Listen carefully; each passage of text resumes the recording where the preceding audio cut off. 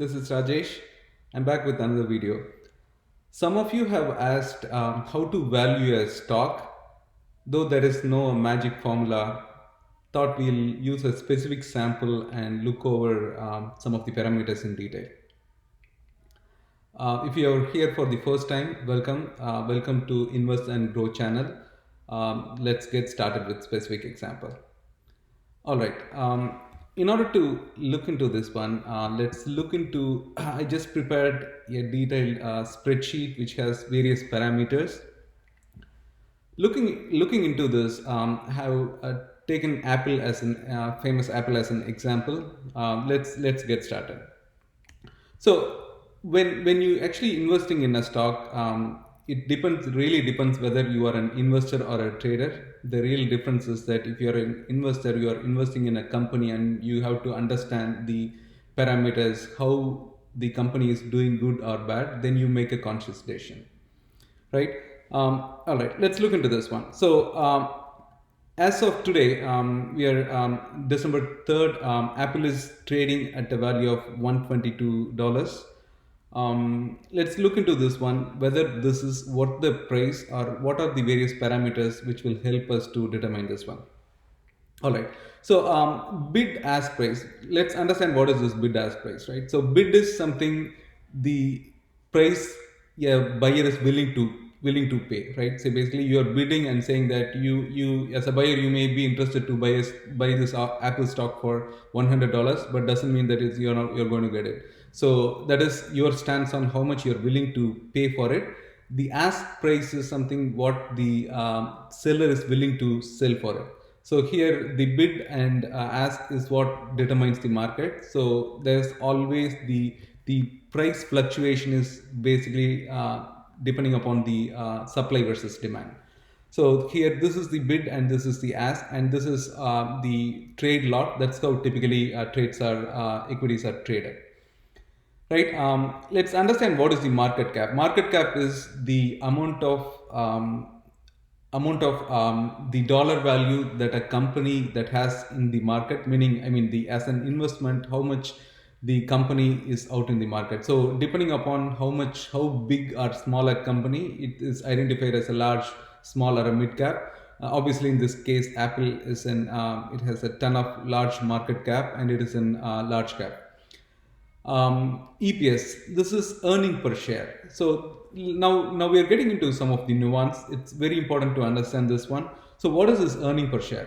So you are buying an Apple security for a worth of $122. What this signifies is that $3.28 is what the earnings, basically once the profit is out, when they divide this company's profit by the total number of outstanding share, this is what each individual securities is getting or earning. So $3.28. So earnings per share is very important because the better the earning, the better the stock is. Really, a company which is not performing well, they are not going to have a big EPS. Right, let's look into this this sample to understand EPS and the PE ratio, which is an important item. Okay, so before getting into I'll just provide some context on what is this PE ratio. So PE ratio is the price multiplier, meaning now we know that what is the price of this security and what is this earning per share. Literally it translates into, you divide this price by the EPS, it translates into 37. So 37 is the price multiplier. So what does it even mean? So lower the PE ratio, the better.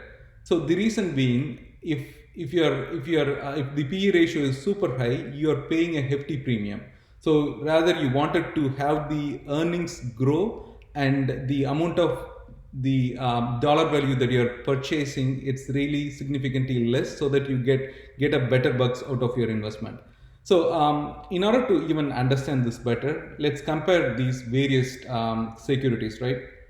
So Apple, Amazon, Microsoft, IBM, all these are the various securities, and these are the price that is trading as of today, right? And depending upon the earnings that each company makes out of it, as we delved in the prior example, Apple earnings per share is $3.28, Amazon 34, Microsoft $6, and so on. So let's look into this, the PE ratio. So this Apple is trading 37 times the than what the earnings is. So is it really a worth the price? Let's hold on that thought for a moment. Let's look into Amazon, right? So getting into the same example, Amazon is trading at like 3000 and plus, and for which the 34 is the earnings per share. It's 93, its multiplier is 993. So literally it's trading at a bit of a premium, wherein considered with the same view, same lens of Apple and Microsoft, it's relatively better than Amazon, right? Now, having seen these two examples, look into IBM. IBM price is 124, earnings per share is $8.82, and it's trading at a fair PE ratio. So it's only 14 times multiplied. So it is better. So why then there is a huge difference between the multipliers of this IBM versus all these things? People actually betting lot on the technology companies or the companies that they think it's going to make a lot of money in the future. So they're the price is trading at a premium. That is a simple reason. And the classic example goes with, let's look into Tesla. Tesla is now today it's trading at $595, and for which literally the earnings per share is 52 cents. It's under a dollar. And considering that the PE ratio or the multiplier 1100, almost greater than 1000, it is trading at an insane premium.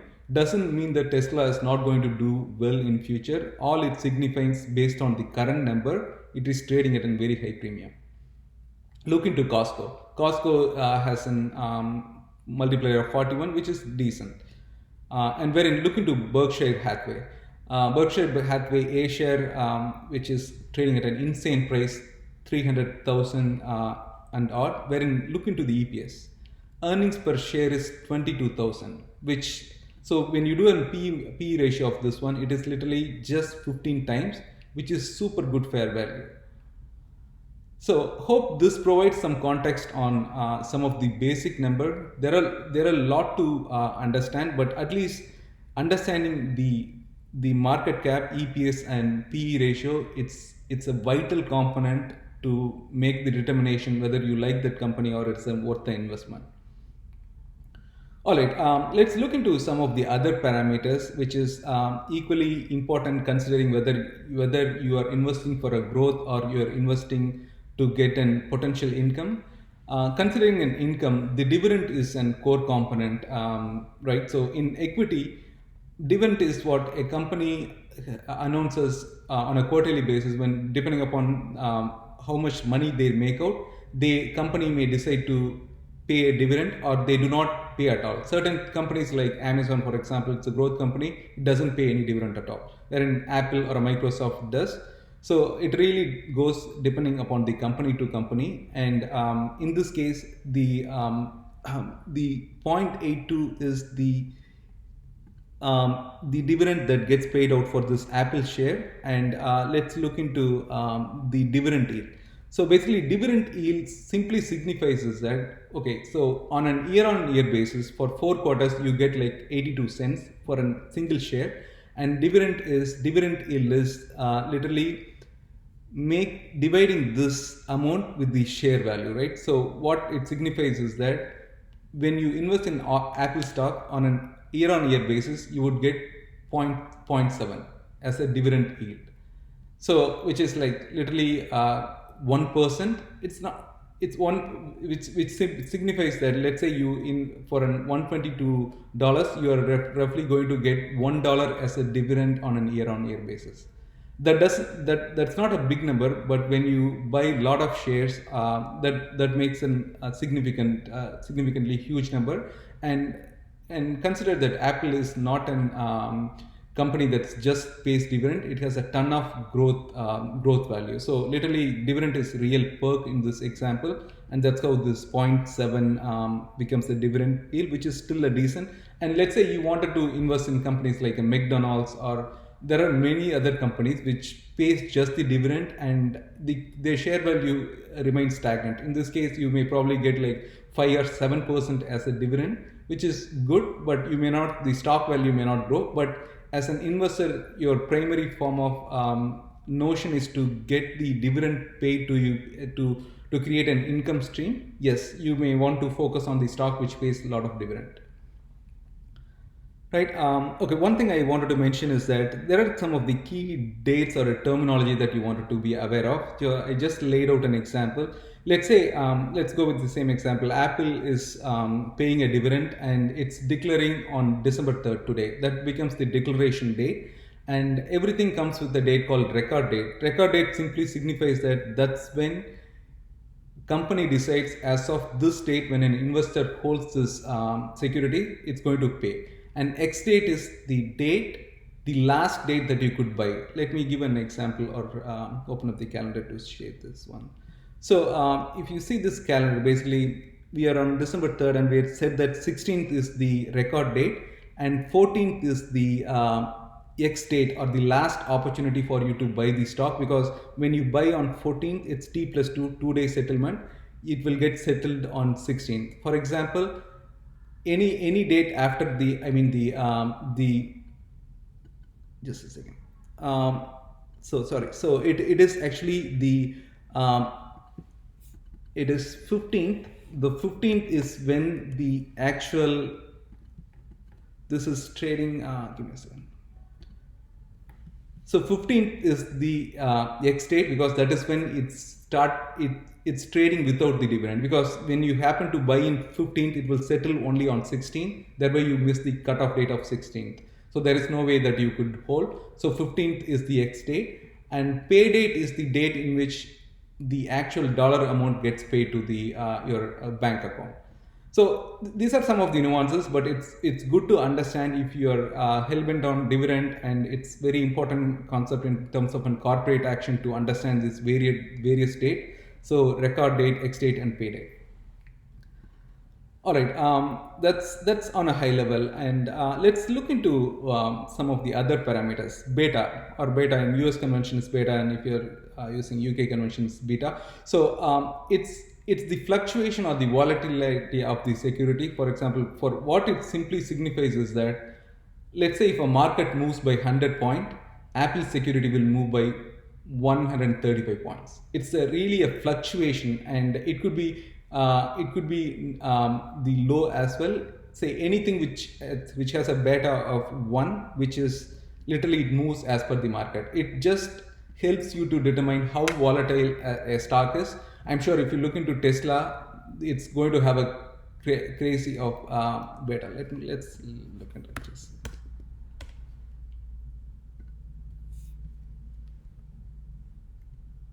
Okay, so Tesla has looked into this beta like 2.15, which means that it's going to have a greatest swing depending upon, I mean, regardless of how the market moves, it has a greater fluctuation. That's what it simply signifies. All right, let's look into the analyst rating. Every stocks, equity stocks in particular, are rated by analysts. They rate securities as an overweight or an underweight or a neutral. These are the individual stance by the rating providers or the research analyst in the respective companies. No way it is set in stone that this is going to follow the pattern. But what they typically do is that they look into the balance sheet, and they look into like how the income, profit, and the margins, or how the demand for the stock in the subsequent years, literally the business. So they analyze these in detail, and they arrive at whether the stock is worth the price. So if so, they do overweight. If they doesn't feel that that is not a great stock, they underweight. Or if it is often lukewarm, they do neutral. So analyst rating is no way it's guaranteed that's how it's going to do. It's purely an technical analysis, and they provide the rating, which is still a good ballpark if you wanted to, if you are new and wanted to understand how the security is doing. But you will have to make your own due diligence. Right, and the estimated target price in a year, it's simply the every analyst in the firm would arrive at a target price based on the parameters, and they rate, and no way it's in a guaranteed amount, but that still provides a good ballpark. All right, having looked into all these things in detail, it's important to understand the balance sheet. So balance sheet is, if you wanted to, if you're super good with the numbers, and if you wanted to even understand beyond, one thing to look into that how a company has done over the past 5 years or several years, and say that whether they haven't consistently and good earning pattern, meaning has the company been profited for a quite long time, or is it really running in loss. It's important to understand, so only then you can make an informed decision. And also it's good to understand, or important to understand, the how the future projections are. So looking into the revenues and how is the earnings before income tax, pre-tax income, profit, and total asset, various, all these parameters are important so that you make an informed decision. For example, I'm just look I'm in a website which tracks Apple security, the example that we are using. And you look into past 5 years and the trends, like what is the sales revenue, and what is the gross income, and the pre-tax income, and what is their net profit, and so on. So when you look into this thing, you wanted to see a positive cash flow and positive income. So as long as you are convinced that the company has a good track record and future is going to do well, that is when you can make an informed decision, versus you watching a television channel or watching a YouTube video, a recommendation, and jumping on to conclusion. um, so this is quite a lot, and depending upon the asset class, every security has its own parameters, and you make a decision. But at least this provides you in context how you could get started on these numbers as you progress.